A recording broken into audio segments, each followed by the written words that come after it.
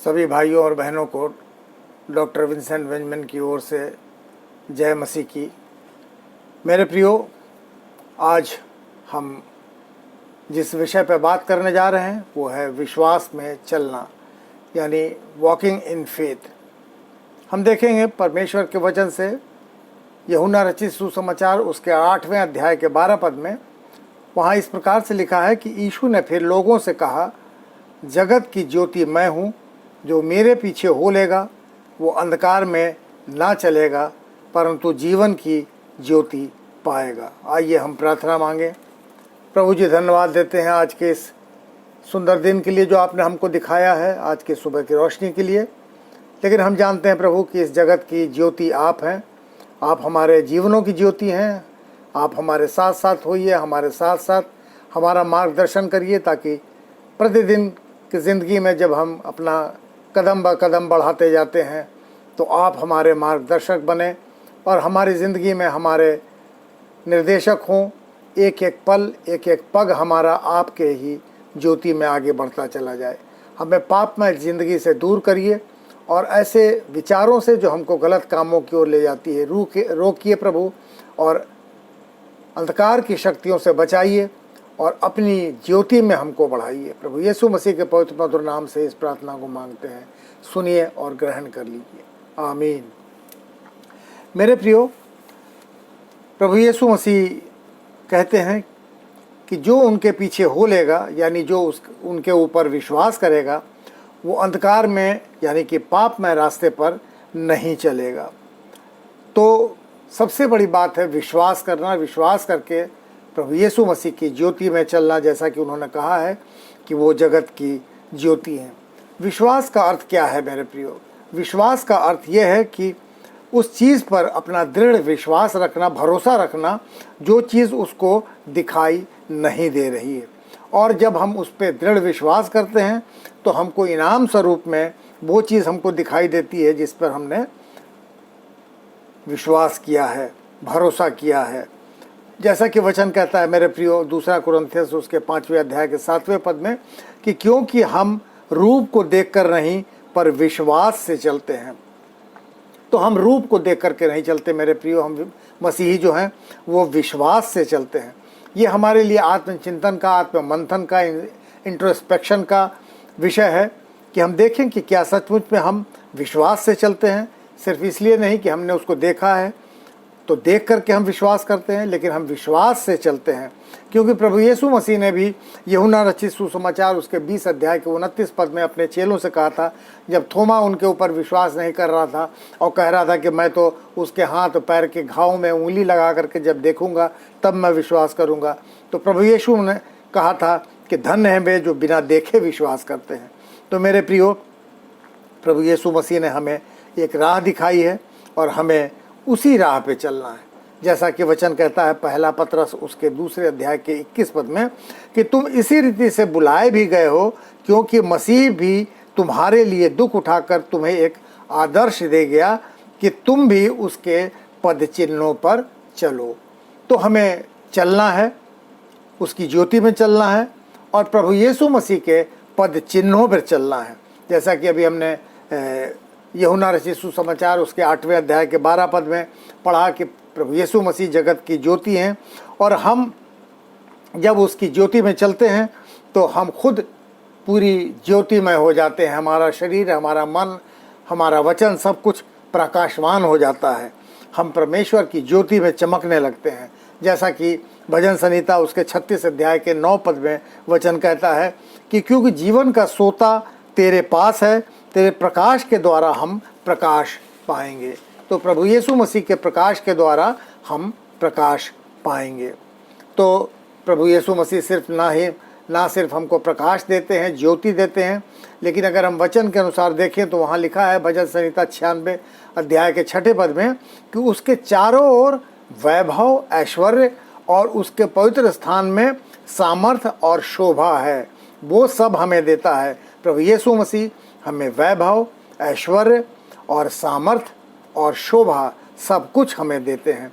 तो इसलिए आवश्यकता है मेरे प्रियो कि हम प्रभु यीशु मसीह पे विश्वास करके चलें और उसकी आज्ञाओं को माने। आज्ञाओं को मानना मेरे प्रियो सबसे पहले और सबसे परम आवश्यक चीज़ है, क्योंकि वचन कहता है पहला सामुएल उसके 15 अध्याय के 22 पद में कि शमूएल ने कहा, क्या यहोवा होम बलियों और मेल बलियों से उतना प्रसन्न होता है जितना कि अपनी बात के माने जाने से प्रसन्न होता है।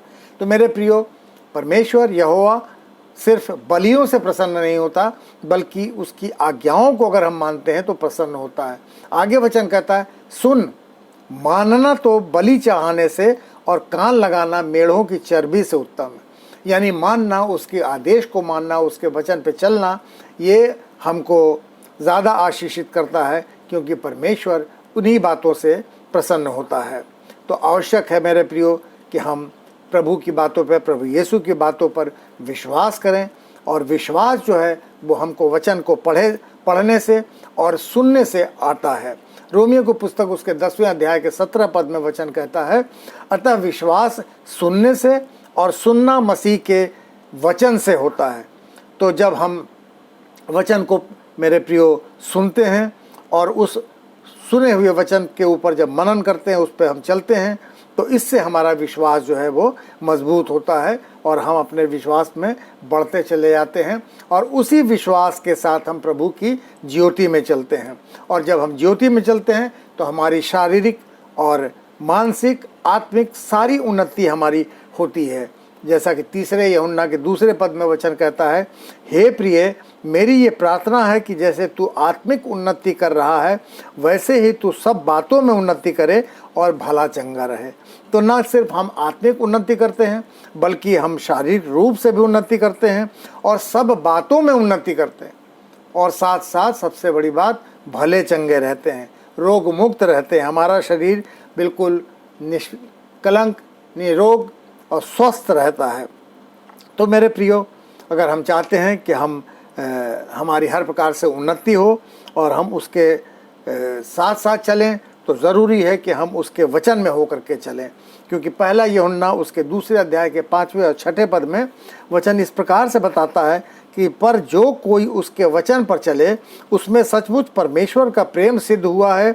इसी से हम जानते हैं कि हम उसमें हैं। और जो कोई ये कहता है कि मैं उसमें बना रहता हूँ, उसे चाहिए कि आप भी वैसा ही चले जैसा वो चलता था। तो आवश्यक है मेरे प्रियो कि जैसा प्रभु यीशु मसीह के द्वारा बताया गया, जैसा उनका चाल चलन था, जैसे वो चलते थे, उसी प्रकार से हमको भी उसकी ज्योति में चलना है। वही फुट स्टेप्स हमको फॉलो करने हैं।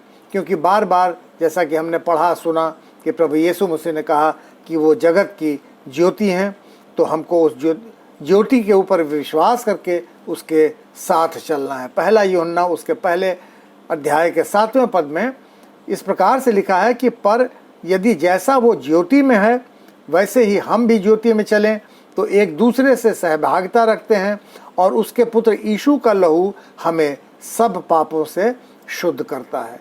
तो यीशु का लहू हमें सब पापों से शुद्ध करता है। और इस प्रकार से जब हम उसकी ज्योति में चलते हैं, तो वो निरंतर हमको बढ़ाता रहता है। अगर हम उसके सहभागिता में, संगति में रहते हैं, तो निश्चित रूप से प्रभु यीशु मसीह का लहू हमको हर प्रकार के पापों से शुद्ध कर देता है। मेरे प्रियो, होता यह है कि हम समझ नहीं पाते, हम कंफ्यूज हो जाते हैं कि किस प्रकार से हमको विश्वास करना चाहिए, हमारा विश्वास किस प्रकार का होना चाहिए, कैसा विश्वास हमारे अंदर होना चाहिए। मेरे प्रियो, हमारा विश्वास दृढ़ विश्वास होना चाहिए। प्रभु यीशु मसीह ने कहा मत्ती रचित सुसमाचार उसके 17 अध्याय के 20 पद और लूका रचित सुसमाचार उसके 17 अध्याय के 6ठे पद में यीशु ने इस प्रकार से कहा कि यदि हमारा विश्वास राई के दाने के बराबर हो, तो हम पहाड़ से कहें कि वो समुद्र में जा पड़े, तो वो समुद्र में चला जाएगा। तो मेरे प्रियो, अगर हमारा विश्वास राई के दाने के बराबर भी है, तो हम निश्चित रूप से पहाड़ को भी अपने स्थान से हटाने का सामर्थ्य रखते हैं। लेकिन मेरे प्रिय, अफसोस की बात है कि हमारा विश्वास जो है वो डावाडोल रहता है और हम अपने विश्वास पे ही शक करते हैं और हम चिन्ह मांगते हैं। पहले हम ये सोचते हैं कि पहले ये हो जाए तब हम विश्वास करें। प्रभु यीशु मसीह के चेले भी उसके ऊपर पूर्ण विश्वास नहीं करते थे और वो उससे चिन्ह दिखाने की मांग करने लगे थे। लेकिन प्रभु यीशु मसीह ने, जैसा कि अगर हम पढ़ते हैं मत्ती रचित सुसमाचार उसके 12 अध्याय के 39 और 40 पद में, तो वहाँ पर प्रभु यीशु ये कहते हैं कि इस युग के बुरे और व्यभिचारी लोग चिन्ह ढूंढते हैं, परंतु योना भविष्यवक्ता के चिन्ह को छोड़कर कोई और चिन्ह उनको ना दिया जाएगा। योना 3 दिन रात जल जंतु के पेट में रहा, वैसा ही मनुष्य का पुत्र 3 दिन रात पृथ्वी के भीतर रहेगा। तो मेरे प्रियो, हम जो कहते हैं कि हम विश्वास करते हैं, फिर भी हम चिन्ह देखना चाहते हैं। अगर हम रोज़ वचन को पढ़ते हैं, बाइबल को पढ़ते हैं, तो परमेश्वर उस वचन के माध्यम से हमें दिखाता है। वो हमें वचन के माध्यम से हमें चिन्ह दिखाता तो है, लेकिन हमको वो न दिखाई देता है, न हमको समझ में आता है, और हमेशा हम चिन्ह देखने की लालसा या अपेक्षा करते रह जाते हैं, जबकि वचन रूपी चिन्ह जो है रोज़ रोज़ हमारे सामने आते रहते हैं। अगर हम प्रभु यीशु मसीह की ज्योति में चलें तो हमें सारे चिन्ह साफ साफ दिख जाएंगे।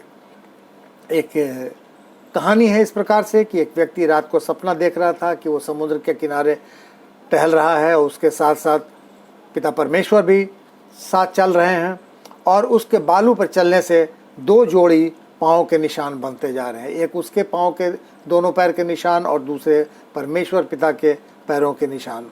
और आखिरी सीन में जब उसने देखा तो उसने नोटिस किया कि आखिरी सीन में सिर्फ एक ही जोड़ी पैर के निशान दिखाई दे रहे हैं, और वो आखिरी घड़ी जो है उसके जीवन की सबसे कठिन और दुखदाई घड़ी थी। वो समय उसके सबसे जीवन का कठिन समय था, और वो व्यक्ति बहुत परेशान और दुखी होकर के परमेश्वर से कहता है कि प्रभु, आपकी आज्ञा अनुसार मैं आपकी ज्योति में चलने लगा और कि आप मेरे साथ साथ हैं, लेकिन मैं देख रहा हूँ कि जीवन की जो सबसे कठिन घड़ी मेरी थी, जिसमें मैं बहुत परेशान था, तो उस समय मुझे सिर्फ एक ही पैरों की जोड़ी, 1 पेयर ऑफ फुटप्रिंट्स हमें दिखाई दे रहे हैं, जबकि मुझे उस समय आपकी सबसे ज़्यादा आवश्यकता थी, और उसी समय आपने मुझे छोड़ दिया, जबकि आपने कहा था कि ना मैं तुझे छोड़ूंगा और ना मैं तुझे त्यागूंगा। और तब परमेश्वर ने उसे जवाब दिया कि मेरे बच्चे, मैं तुझसे बहुत प्यार करता हूँ, और मैंने तुझे कभी भी नहीं छोड़ा। जब तुम अपने जीवन के सबसे कठिन दौर से गुजर रहे थे, उस समय मैंने तुमको अपने दोनों हाथों से उठा रखा था। इसीलिए सिर्फ एक ही जोड़ी पैरों के निशान दिखाई दे रहे हैं, और वो जो निशान दिख रहे हैं वो मेरे हैं।